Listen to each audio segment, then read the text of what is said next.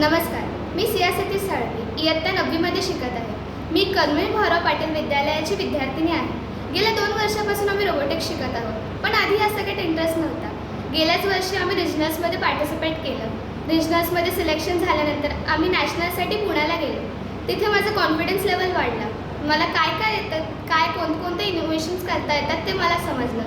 WNS foundation आणि robotics इंडियामुळे मला काय करायला जमतं, वेगवेगळे इनोव्हेशन्स, आयडियाज प्रेझेंट करण्याचे स्किल्स, हे सगळं मला समजलं, मला करायला भेटलं.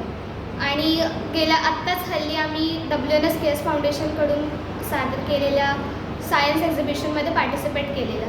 तिथे आम्ही आमचा प्रोजेक्ट प्रेझेंट केला. सो तिथेही माझा कॉन्फिडन्स वाढला. माझे कॉन्फिडन्स लेवल काय आहे ते मला कळालं, माझे स्किल्स कळाले. So thank you for robotics India आणि WNS फाउंडेशन आम्हाला ही अपॉर्च्युनिटी दिली आमचे प्रोजेक्ट प्रेझेंट करण्याची. थँक्यू.